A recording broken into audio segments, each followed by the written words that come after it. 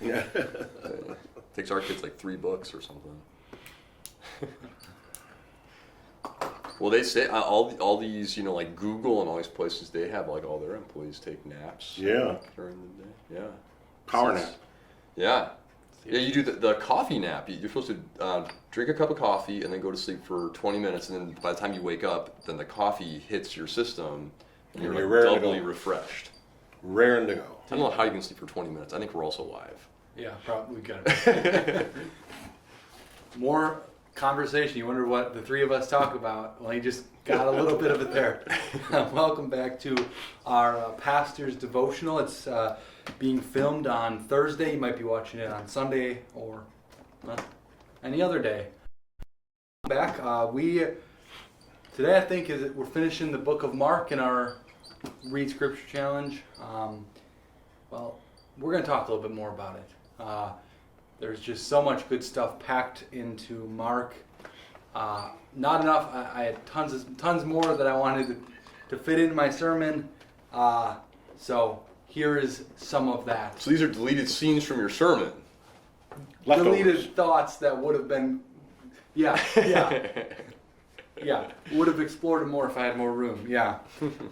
So if you were with us, or if you tuned into the sermon on Sunday, I talked about one of the themes of Mark being this tension of fear and unbelief, of fear and faith, and there's a lot of faith kind of moments throughout the book. Some good, but also some bad, some lacking of faith, unbelief. Which, by the way, I had a professor at seminary who said, in Mark, the opposite of faith is not doubt, it's unbelief. Mm-hmm. So just now that we're finished with the book of Mark, you can't really go through and pay attention to that. You have to go back to it.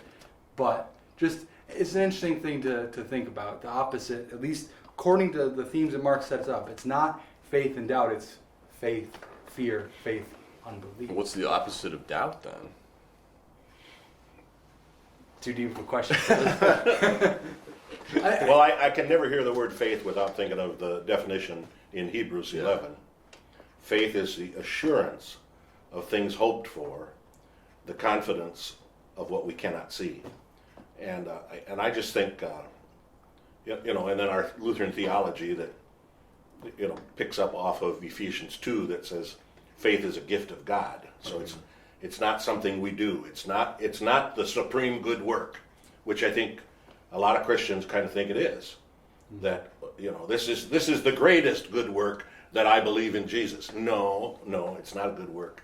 It's a gift of God. We have no reason to boast, and it is that that confidence, that assurance of the promises of God that we've been reading in Read Scripture Challenge. So, faith is the assurance of things hoped for, the confidence of things not seen.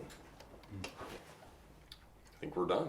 Yeah. Well, I think, I kind of looked at the miracles you're going to lead us through today, and that came up almost every time.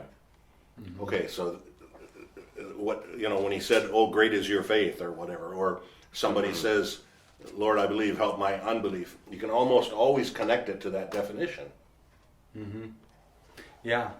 No, it's a good point, and it's funny though, because I think even with that definition, it makes it clearer, but it also doesn't make it easier. No, right? no. It's hard to measure your faith. And then we hear Jesus say, like, well, you only need to have faith the size of a mustard seed. I'm like, well, fine, okay. Great, that's what I got. I think that sounds good. Well, and I think that's why your professor's comment is at least reassuring, that we don't have to assume that every doubt we have, because doubt is such a humanly natural thing. Yeah. We don't have to assume that dooms us to all hell, to eternal death. Mm-hmm. We still have faith, even though we might have these doubts that pop in. Christians have doubts, okay? But the opposite of faith is unbelief, and that's the one that does doom us to hell. Mm-hmm. So, I think that's comforting, but like you say, it's a dangerous thing too, to doubt. It is, yeah. You don't, like, no one's throwing a party that they had a doubt, but you pray about it, and we know that the doubts, I mean, they come from within, but they also come externally from Satan. He's trying to sow that doubt in us that he can capitalize on later on. But that faith relationship, I mean, and there's a bunch of good examples here that we can go through. I wish I remembered who it was. It was after one of the traditional services. Somebody came up and talked about, because I also talked about my sermon, this theme of who people say Jesus is. And this person said, who's the one person in the New Testament who says Jesus is Lord? Or who says my Lord? Thomas. Another name for him being Doubting Thomas. Yeah, Doubting Thomas. And I just thought, boy, that's pretty great right there. Mm-hmm. The one person who makes that confession, my Lord and my God, and he's the one who gets the bad rap. Mm-hmm. So, it's a very... Yeah, but he has the best confession in the whole gospel. Yeah. It's a very interesting dynamic, and I hope that's something that is drawn out as you go through Mark, as you listen to the sermon, as you listen to today, is, you can have an imperfect faith because it's in a perfect God. And so, feel like don't shy away from the fact that if you wrestle with fear, wrestle with doubt or unbelief, it's part of being human, but go to God with that. Be like that, Father. I do believe. Help my unbelief. Anyways, all that was an introduction. Pastor Buegler, would you start us off? We're going to be just kind of tell people what we're doing. We're going to be just going through and looking at some of those examples of faith or unbelief. And so, jumping around, Pastor Buegler, would you read chapter 1, verses 40 through 45? Sure will. A man with leprosy came to him, Jesus, and begged him on his knees, "If you are willing, you can make me clean." Filled with compassion, I think another translation says pity, Jesus reached out his hand and touched the man. "I am willing," he said, "be clean." Immediately the leprosy left him and he was cured. Jesus sent him away at once with a strong warning.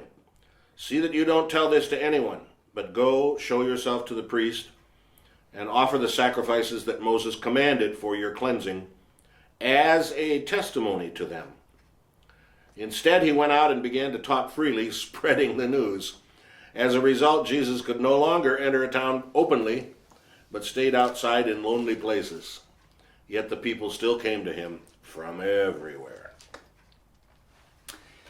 When I was going through this, what stood out to me, and this happens throughout the book, and this happened with in Mark 9, if you can. Mm-hmm. Like, Jesus is...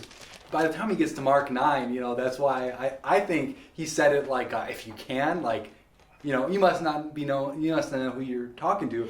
He's got to be getting sick of that, like, well, if you can, come on, don't you know who I am? But it's interesting, something interesting that I noticed happened several times. Yeah, well, this guy actually says, if you will, you can. Okay, so yeah. Make me clean. Yeah, but I think there are other times, but I read that as basically it's like, Jesus, I know you can. It's just, is this your will? Which is I think how we pray a lot of times, it is. Right? Yeah, it is. God, I know you can do anything. But is this your will? Seems great to me. I can't see all of the entire universe and what needs to happen. And this is early on in his ministry too. Mm-hmm. I mean, I'm looking back at the, Jesus heals many. Jesus heals a man with an unclean spirit. So word has obviously spread to this man, and he's thinking, well, he does seem to have faith in Jesus. Mm-hmm. Yeah, and it's interesting, as we'll see throughout the book, how Jesus tells him, don't say anything to anyone. Why do you think that is? Yeah, we talked about that. Yeah. Was it last week? Last week or a couple weeks ago, yep. Yeah. It's his time had not yet come to be carried on everyone's shoulders to be, some kind of earthly king. I suppose. I mean, there's other kind of theories about what do they call it? Like the Messianic Secret? Yeah. It's an interesting thing. Mm-hmm. I feel like it's maybe not to kind of derail what his ministry needs to be about. Well, and like you said, this is early in his ministry, and there was so much he had to teach yet. There was so much the disciples had to learn yet that he was not ready to face the total opposition of the scribes and the Pharisees. Mm-hmm. Later on, when he get to the third year of his ministry, he says, bring them on. Whatever. Yeah, but he's not like some traveling sideshow that's just healing people or making bread appear wherever he needs to. So I think that would maybe be like, okay, the word's going to spread and my role is going to be diminished from what the totality of what I'm coming to do. Mm-hmm. I think too here in, at least in Mark, because I know this is not just a Markan thing, but I just think it goes off of that theme of how many people saw Jesus perform miracles yet didn't have faith that he was the Son of God. Yeah. And so there is some of that, don't tell these people. They don't need to hear it right now, Mm-hmm. Yeah, I don't know. Well, it's interesting the way verse 45 talks, as a result, Jesus, because the guy did go ahead and talked it up like crazy. As a result, Jesus could no longer enter a town openly. He had to stay out in the lonely places, or the crowds would just consume him, which they did later on. Yeah. Well, the very next, I guess we're going to read it. Yeah. I love the one line. Basically, the house was full. Had to lower him from the roof. Yeah. Well, let's go there. One more thing about the leprosy thing. It's interesting that if you were a leper and were outside of the colony where you were outcast, you were supposed to say, unclean, unclean, unclean, and number two, and he didn't do that. And then also, filled with compassion, or is yours, is it pity? Mine says pity, Yeah. That compassion word is, I remember he looked out upon the crowds. This is in Matthew, I think 13, I think, and had compassion on them because they were sheep without a shepherd. Mm-hmm. That word compassion is a deep, gut-wrenching kind of empathy that Jesus has. But then look what he does. He reaches out his hand and touches the man. Yeah. Now that's even worse, because then Jesus would have been unclean. Mm-hmm. So this is... think about this in the shadow of Leviticus from the end of January. He's a lawbreaker. Yeah, exactly. Yeah. He is a lawbreaker. Jesus should have gone and quarantined after this, Yeah. But then it highlights that, the laws, Jesus fulfilled them and get the laws their proper role in serving God and whatnot. But this is not the first time he would break the laws by doing something ceremonial. Well, there's always compassion, love, sacrifice, service in the New Testament takes a place above the law of Moses. Mm-hmm. And, here's a classic case of that. Yeah. So let's look right after this. Jesus heals a paralytic. So let's just read the first 5 verses. Pastor Smith. From chapter 2. And when he returned to Capernaum after some days, it was reported that he was at home. And many were gathered together, so that there was no more room, not even at the door. And he was preaching the word to them. And they came, bringing to him a paralytic, carried by 4 men. And when they could not get near him because of the crowd, they removed the roof above him. They let down the bed on which the paralytic lay. And when Jesus saw their faith, he said to the paralytic, "Son, your sins are forgiven." Interesting. What do you think the 4 men said? Wait, what? No. That's not why we lowered him down. That's all great and everything. It's like they were waiting in line to ask a celebrity a question, or get a picture, and then the picture is blurry or something like that. Oh, sorry, next. No, wait, we wanted. So, this is interesting because whose faith is this man healed on, or who on the account of whose faith is it? The friends. Yeah. Interesting, isn't it? What do we make of that? So I can believe so strongly that it saves my friends. This is great. Yeah. Yeah. Just gotta think harder. Yeah. Well, do we have anything like that in our lives at all today? Somewhat similar to that? Well, I trying to sure read his mind. I know. I sure would I have one thought.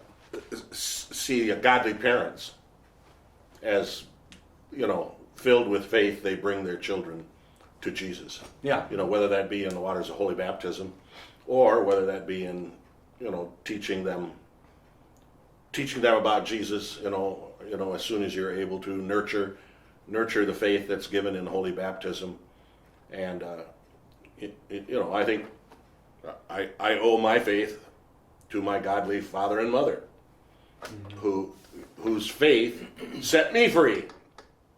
Not that we can believe for somebody else, but whose faithful actions produce onto the third and fourth generation. So I think that's one example. That's the one I was thinking of. Yeah. Yeah. Yeah, me too. Yeah, but that's a powerful way to think about it. Like it was on behalf, or it was the friends on behalf of the man, and it was their faith that made this impact, that healed him, that forgave his sins. And so just Wasn't that a little bit too like of what prayer is? The prayers of the righteous are beneficial. yeah. So we can pray for unbelievers, Yeah. and God willing, the answer to the prayer will come from God. But because of our prayers for, it's the prayers of the righteous that are. What's the rest of that sentence? There, verse. it depends on your translation. It says like it's effective as it is working. Yeah, it's something like that. James 5. Yeah. I think. Yeah, Okay. yeah. But that is interesting. It says very clearly in verse 5, when Jesus saw their faith. He had a lesson to teach the paralytic first, though. Yeah. And those teachers of the law that were accusing him then of blasphemy. That's a great question. Which is easier? Yeah. When Jesus finally gets around to asking, are you going to go there next? I don't want to get ahead. I was just going to say, there are several times in Mark where I just love Jesus' sass. Yeah. Like, he's not just a little bit of sass. Okay, Yeah. which is easier, to say that you forgive somebody's sins, or to say get up and walk? Okay, Well, I'll do both. which one is easier? Take your bed and walk. Is easier. Yeah. I got to go to the cross. See, I to say your sins are I forgiven. disagree. I think he means the other way. Lay out your argument. Well, because he says, but that you may know that the Son of Man has authority on earth to forgive sins. He said to the paralytic, I say to you, rise, pick up your bed, and go home. So he's doing the harder thing. So if I can do the harder thing, then you'll know that I can do the other thing. And The harder thing is what?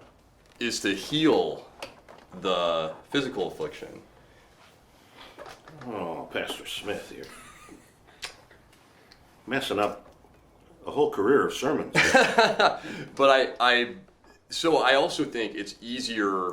That you may know So the Son of Man has authority. I can't. If you say my sins are forgiven, I can't tangibly prove that. But if you That's true. fix my finger, if my finger's broken and you just like breathe on it and it's made whole, Yeah. I can show that to the camera. But yeah, I mean, we would say that probably the answer is that they're both It's the same impossible. authority. Same authority. Yeah, they're both impossible. What's impossible with man is Yeah. possible with God. But I think just the structure of that's true. the rhetoric there, I think he's saying, I'm going to do the harder thing so that you know that I also have the authority to do the other thing. Too bad we didn't have like a linguist here with us. Like, just Yeah. be like, no, clear, guys, come on. Well, we'll see. Maybe we can have a debate. I'm sure at least 2 people would come to watch that. Our wives. Our wives. They're like, no.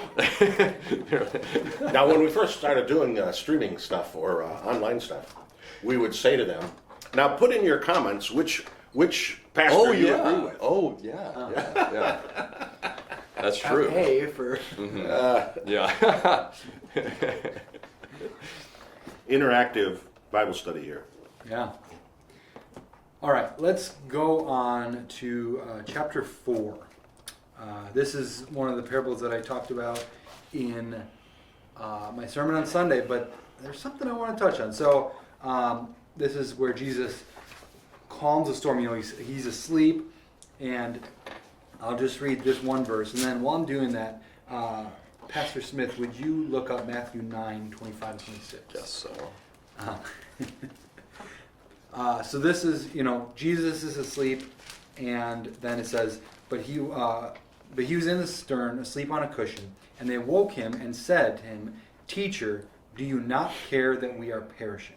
Now, what does Matthew's version of the same exact story? Oh, I thought it said Mark 9. Oh. I'm there. Look how fast that was. Yeah. 25 and 26. Yep. But when the crowd had been, no, that's not right. Matthew 8. Is it Matthew 8? Okay. This is compelling. It's compelling television right now. And they went and woke him, saying, Save us, Lord, we are perishing. And he said to them, Why are you afraid, O you of little faith? Then he rose and rebuked the winds and the sea, and there was a great calm. That's a pretty big difference. So in Mark, it is, Teacher, do you not care that we are perishing? And in Matthew, it is, Save us, Lord, for we are perishing, right? Yeah. Save us, Lord, we are perishing. It's a big, somewhat big difference, maybe a subtle difference on the surface. Do you have thoughts on the matter? Of like the significance of the title that they give to him? Yeah, and You're just saying? their general address to him. Yeah, that word Lord is tricky. In Greek. Because it can mean like a confession that he is, it's the word that could be like close to Yahweh, like Lord, But I've also heard that it could be basically like the word for like sir, like a polite title. So it kind of depends on how you want to translate it. But it seems more, they seem closer to being accurate with what they're calling him in Matthew with the Lord than with teacher. Teacher's important, it's respectful, but yeah, there's a bunch of rabbis out there. They've all got their own little commentaries and everything. So, and I think even just the difference in save us versus do you not care that we are perishing? Yeah, they're a little saltier in the Mark one. And maybe this is just how I read it, but I see it as very different, in Matthew, maybe a little bit more of a confession of faith, and this as a really not understanding who Jesus is. Yeah. Well, you got to remember that Mark was not an eyewitness. He got his information from probably Peter. Years later. And maybe it is a lesson in faith that whichever one you use, it shows a lack of faith. I mean, given the context and the circumstances, these were fishermen. They were used to big waves, but something here was we're perishing. We're going to drown. And so, clearly, in both instances, it was a lack of faith. Excuse me. That Jesus could calm the storm. Don't you care? And so, I think that is the issue at hand here. That they didn't come with the confidence that Jesus was going to manage this situation. They came in fear. You talked right at the beginning and in your sermon last week, the difference between fear and faith. And in both cases, whether it's Matthew or here, regardless of what they call him, they're scared. They're scared. And even the difference between little faith or in Mark, have you still no faith? Yeah. And then both of them end with the question, who is this guy? Yeah. Like they're very impressed, but That's right. they're even admitting like he Even the is wind and in a waves. different category even than we thought previously. Yeah. And you're 25% of the way through the gospel here. Yeah. And it's like, oh man, they're admitting that they don't really know who he is yet. Isn't it, be still my soul, that hymn that in one of the verses it says, even the winds and waves obey? Mm-hmm. I think so. Yeah. I'll Be give- still I'll my give it to you. soul. You know, that's the point of faith. Yeah. And they didn't have that. Neither one, Matthew or Mark. Yeah, I love when Jesus says, "Peace, be still," because I really do think, obviously, he was talking to the winds and the waves. Mhm. They ceased, Yeah. but also, man, he was talking to those disciples. Yeah, I yeah. like, and when he says, why are you so afraid if you still no faith? Like, you should get it more than you do. Mhm. Do you think he yelled, "Peace, be still," or do you think he spoke it softly? That'd be kind of funny. Yeah. Yeah, it's like the difference, an authority figure or a parent who has to yell over the top of the children, Just get their or just kind of speaks it in a more normal tone, and Yeah. you just, you actually, you silenced the whole congregation with our, Yeah. pretty Children's good. message. Yeah, with the children's message. I've done that one or two other times, and they've heard me, and they've stopped each time. So Yeah. far, I'm 100%. Yeah. All right, let's move on to chapter 5, verses 21 through 34. So this is kind of this is in multiple accounts or multiple gospels. Kind of got two different stories going on here. The Jairus coming to Jesus to have him heal his daughter, and then this woman comes and distracts Jesus, and I won't get ahead of ourselves. Let's see. I think this is maybe read this 21 through 34. Do we want the ESV version or the other version? Yeah, what is the other version? NIV. NIV? All right. I've got both. All right. Whichever version you felt compelled. Just feel read compelled. one. Yeah. All right, 21. When Jesus had again crossed over by boat to the other side of the lake, a large crowd gathered around him while he was by the lake. One of the synagogue rulers named Jairus came there, seeing Jesus. He fell at his feet and pleaded earnestly with him, "My little daughter is dying. Please come and put your hands on her so that she'll be healed and live." So Jesus went with him. A large crowd followed, pressed around him. And a woman was there who had been subject to bleeding for 12 years. She had suffered a great deal under the care of many doctors and had spent all she had. Yet instead of getting better, she got worse. When she heard about Jesus, she came up behind him in the crowd and touched his cloak, because she thought, if I just touch his clothes, I will be healed. Immediately her bleeding stopped, and she felt in her body that she was free from her suffering. At once, Jesus realized, this is an amazing verse, that power had gone out from him. He turned around in the crowd and asked, "Who touched my clothes?" "You see the people crowding against you," his disciples said, "and yet you can ask, 'Who touched me?'" But Jesus kept looking around to see who had done it. And then the woman, knowing what had happened to her, came and fell at his feet, trembling with fear, told him the whole truth. He said to her, "Daughter, your faith has healed you. Go in peace, be freed from your suffering." You want the end of Jairus' daughter too? We'll get Or there. should we stop there? We'll stop there. We'll get Okay. there in a minute. Yeah. This is a remarkable story of faith. It is.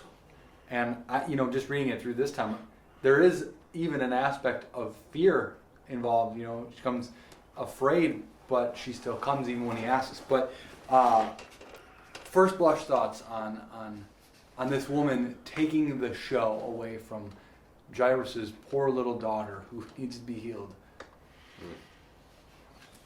Yeah, I think I wouldn't put so much emphasis on that, taking the show away. Yeah, I was saying that in a kidding way. But just that, again, this is a moment of Jesus' popularity.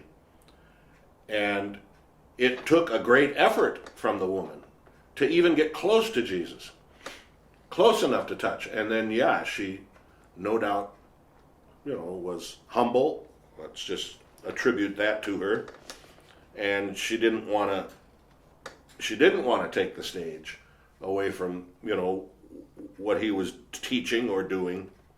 And so she felt that all I have to do is touch his robe. And that is an act of great faith. We don't have to have this dramatic moment with Jesus. All we have to do is, feel his touch. And like I said, that business about Jesus realized some power had gone out of him. I can't explain that one. We just have to live with Mark's explanation, Again, I'm assuming Peter told him this. I work under the assumption that Mark became Peter's interpreter when he went after Pentecost, and they were very close. And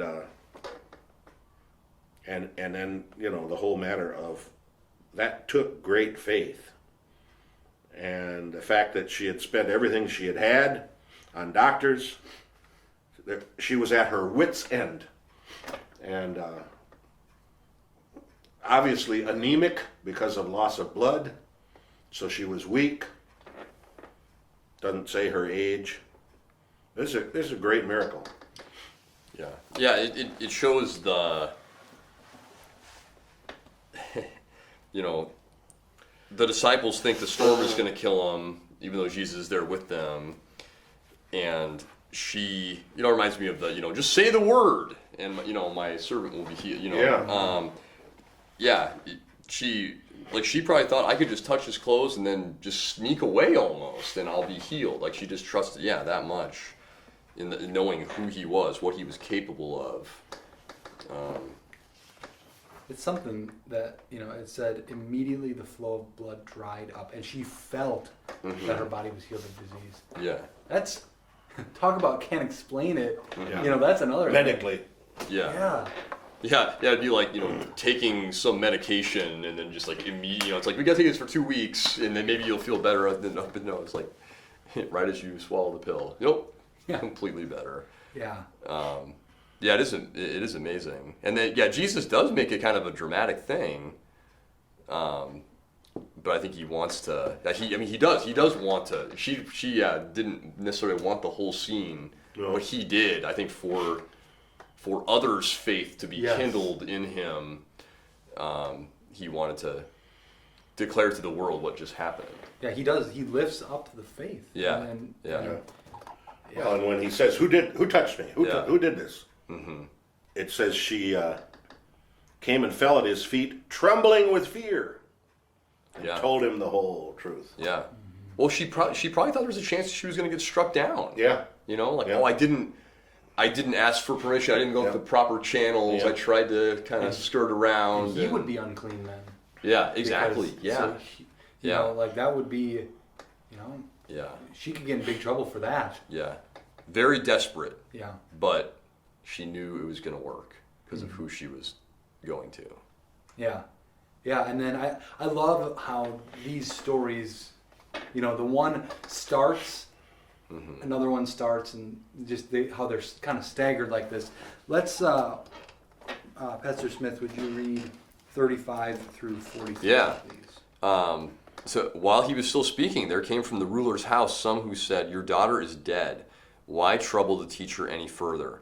But overhearing what they said, Jesus said to the ruler of the synagogue, "Do not fear, only believe." And he allowed no one to follow him except Peter and James and John, the brother of James. They came to the house of the ruler of the synagogue, and Jesus saw a commotion, people weeping and wailing loudly. And when he had entered, he said to them, "Why are you making a commotion and weeping? The child is not dead, but sleeping." And they laughed at him. But he put them all outside and took the child's father and mother and those who were with him and went in where the child was. Taking her by the hand, he said to her, "Talitha cumi," which means, "Little girl, I say to you, arise." And immediately the girl got up and began walking, for she was 12 years of age. And they were immediately overcome with amazement. And he strictly charged them that no one should know this and told them to give her something to eat. I love Jesus. Yeah. Give her something to eat. Yeah. Yeah, it sure is. I mean, you know, you're Jairus, and you're like, if he had just not paused Yep. to help this woman or to make this scene with this woman, you know, now my kid's dead. Yeah, I can imagine okay, come on. Martha come on. with Lazarus. Lord, if you had been here, Yeah, Lazarus yeah, wouldn't have yeah. died. And I don't know if that maybe Jairus still thought, he's probably still going to figure out how to do this. Doesn't say. Yeah, it doesn't say. It doesn't say. Doesn't I noticed the lack of the lack of saying anything about the parents' reaction. Says the people who were with laughed. Yeah. But we don't know what the reaction of the parents was. So I don't know. Just notice that. Yeah. Yeah. So I don't know if this is kind of just a side note. I've not really heard anything about for she was 12 years of age, what the significance of that is. I'm sure that there are some people listening or reading who have thought, yeah, what is that about? Do you guys have any thoughts on that in verse 42? I got nothing. Makes me feel better. No, I don't either. Okay. She wasn't an infant? Yeah, I don't know. Yeah, I'm sure it does something for the original hearers, like it paints more of a picture, gives more information, but okay. Yeah, makes me feel better that I'm just not the only pastor in the world who doesn't know that. I'll look up my commentary on Mark from Dr. Veltz later and see what he says. Yeah, the only thing I've got here in my Wisconsin Synod commentary, he called her a little girl, just as Jairus had called her my little daughter. And in their amazement, they just hadn't thought that far about giving her something to eat. It doesn't say anything about 12-year-old. Okay. You add that to the question. It was important to Peter for some reason to communicate that to Mark. Yeah, I don't know. Yeah. Add that to the list of questions. Ask God once you get to heaven. All right, let's jump ahead to chapter 7, verse 24 through 30. I'll read this one. And from there he arose and went away to the region of Tyre and Sidon. And he entered a house and did not want anyone to know, yet he could not be hidden. But immediately a woman whose daughter had an unclean spirit heard of him and came and fell at his feet. Now the woman was a Gentile, a Syrophoenician by birth. And she begged him to cast the demon out of her daughter. And he said to her, "Let the children be fed first, for it is not right to take the children's bread and throw it to the dogs." But she answered him, "Yes, Lord, yet even the crumbs under the table eat the children, or even the dogs under the table eat the children's crumbs." And he said to her, "For this statement you may go your way. The demon has left your daughter." And she went home and found the child lying in bed and the demon gone. Wow. Mm-hmm. This, I think this is maybe I don't know if there are any other situations in the book, Mark, quite like this. I think when I read this, I just thought of, I can't remember where it's from, but Luther talks about having the faith to, even if God were to say no to you about like one of his promises, that you could say, "No, you promised it." Here Jesus is telling her no, and she's got such faith to be like, "No, I believe in you." Mm-hmm. That's it's like calling out the character of God. No, I know you're going to do this. Yeah. This is one of my favorite interactions that Jesus has with a person in any of the Gospels. It's a great teaching moment for the disciples. Yeah. That Jesus did not come. He showed no partiality. Mm-hmm. This was not a Jewish woman. Matter of fact, they purposely went into Tyre and Sidon. Yeah. The area of the Decapolis even. And he had other accounts of Gentiles that believed. Yeah, well, I was going to say this, like, right here and then into chapter 8, it kind of switches Jesus first, in the first 7 chapters, quote unquote, feeding the Jews. And then this is kind of like the transition where he goes and he feeds the Gentiles. Yeah, that's and so it's really cool to have that be a feature in this book where this immense faith kind of shows a transition. Not that Jesus was no longer for the Jews, but he had not just come to the Jews only. I also think verse 30 is an underrated verse of faith too. The fact that she just believed that, he says, go, your daughter is well. Like, she could have been like, no, I need you to come with. But she went home in faith that what he said had happened. Yeah, this is a long distance miracle. Yeah. I mean, Jesus doesn't go to the house. Yeah. Yeah. Yeah, that's true. But the Jews would have called the Gentiles or the Phoenicians dogs. I mean, they truly did not hold them as equals. And it's just a great lesson. Yeah. Yeah, it's funny to think, too, I'd have to look. I know this story comes up in Matthew. I don't know about Luke off the top of my head, but I don't think it's as in your face that she's like if you know the region, you would know that she was a Gentile. But I don't know if Matthew says specifically that she's a Gentile. But again, this being Peter's voice mainly in this, it's funny to think then about his relationship with the Gentiles in the book of Acts. And then maybe he thinks like retroactively, like, oh, after I got to know this Cornelius guy, then, oh yeah, I remember back then too. Back in Mark chapters, no, but back when Jesus interacted with that Syrophoenician, that Gentile woman. Yeah. Yeah, that is interesting. Well, it's in Matthew 15, and there is another interesting... yeah, there's a little more in that one.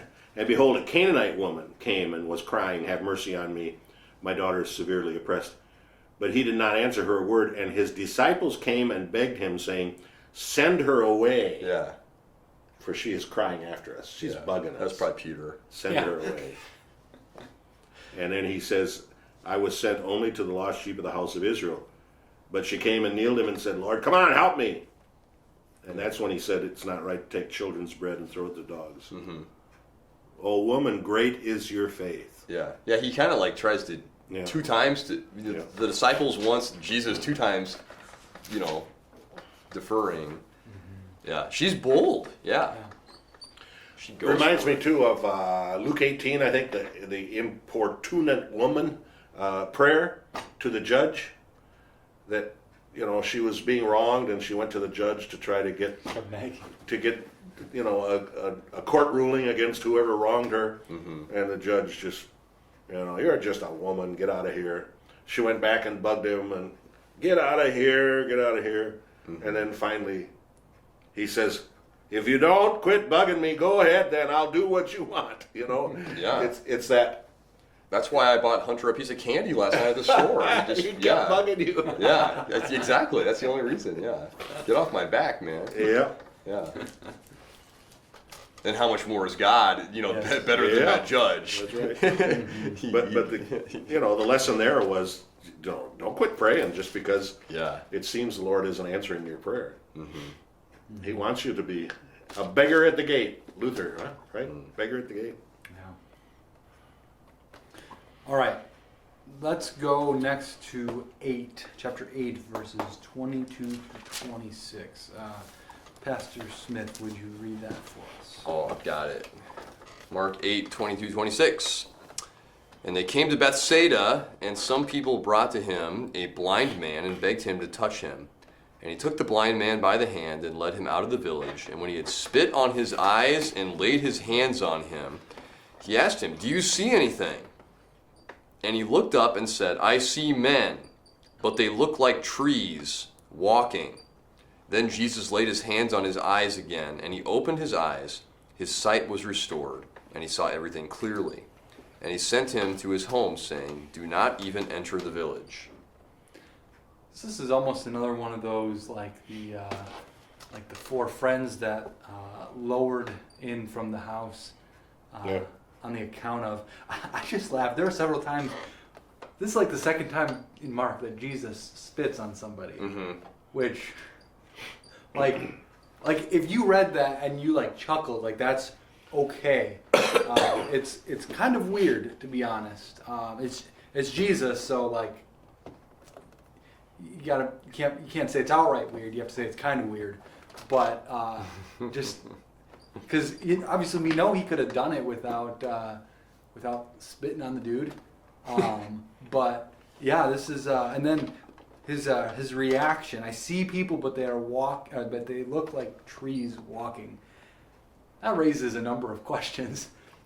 Is this somebody who was born blind, and so is just trying to figure out what the world looks like? Like I've heard about these trees, and I've heard about people, or was he somebody who used to be able to see and knew what trees looked like? I don't know. Lots of questions.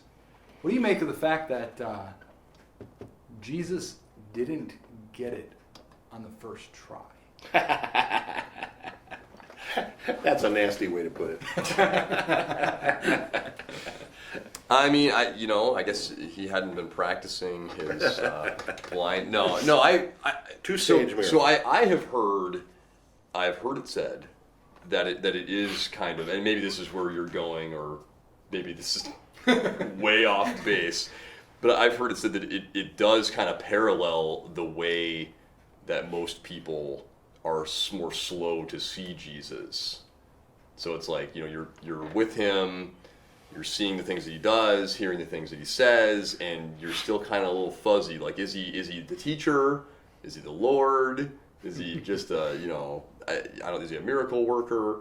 And then you see finally, like, oh, he is the Son of God. Did I get it right? Yeah. Okay. Yeah, I was just going to say. Yeah, that's just. I remember that from. I think it was from Dr. Veltz in seminary, talking about that. Yeah, that too. Because I don't know if there's another story where it's like a two-step healing. Normally it's like instantaneous. Yeah. Oh man, yeah. In this year you could preach on it that way, right? Yeah. Yeah, to go along with what you're saying, the fact that Jesus doesn't give up, I think that's the best explanation that I've heard too. That it is kind of a representation of this imperfect way of seeing, but then getting it. But he doesn't stop. He doesn't say, you get the gist of it, you're good. But he sticks with it, and I think that is also representative of the book of Mark. That all these people with these imperfect confessions of who Jesus is, this imperfect faith, he doesn't give up on them. He sticks with them. He doesn't just say, you're good, or you don't get it, but he sticks with them. All right. Well, there's a couple other things here. Verse 23, he took the blind man by the hand and led him outside the village. And then, why did he spit on him? That sounds disgusting. He instead of just touching him, or he was, the blind use their other senses. So now they put his sense of touch, and feeling. Some liquid just came in my eyes, It wasn't just words that healed him. Word and sacrament. Yeah. So, and my commentary here says only Mark records this miracle. So that's interesting too, that, Well, that's, godly parenting is seeing something stuck on your kid's face and spitting on your thumb and there you go. wiping it off, right? Yep. Being like Jesus. And then the unique feature of this miracle was its two stages. Who said Jesus had to always perform miracles in the same way? Here he adapted his method to the man's needs. And after healing him, he sent him home.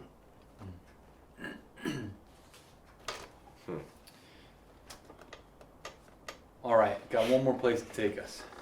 10:46 through 52. Pastor Buegler, would you take it away for us, please?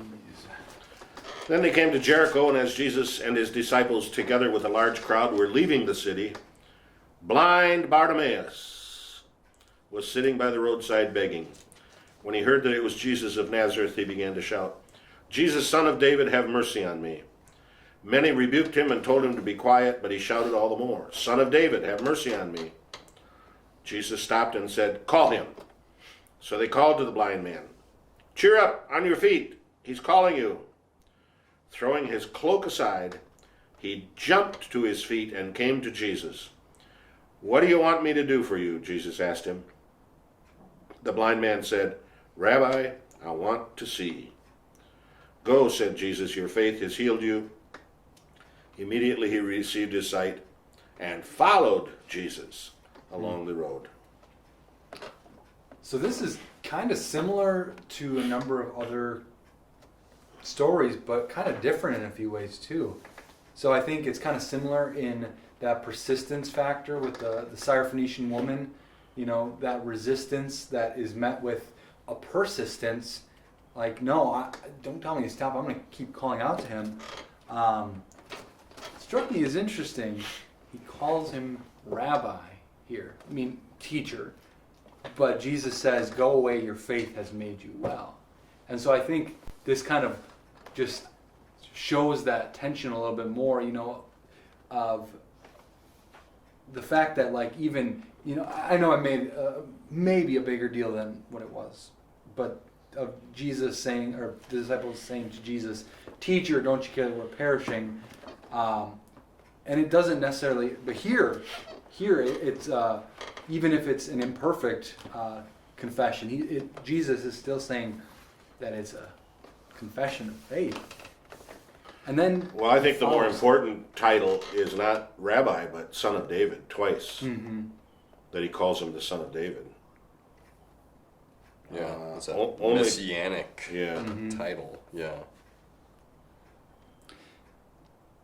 Yeah, and I think the way this ends too is I don't recall anybody up to this point having been healed and following.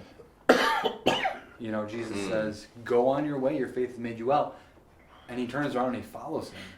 And so that's a little bit different, but I think kind of cool when you think about that. Well, especially that he followed him to Jerusalem for the last week of his life. Mm-hmm. This is now the end of his ministry. Which, so this kind of blew my mind.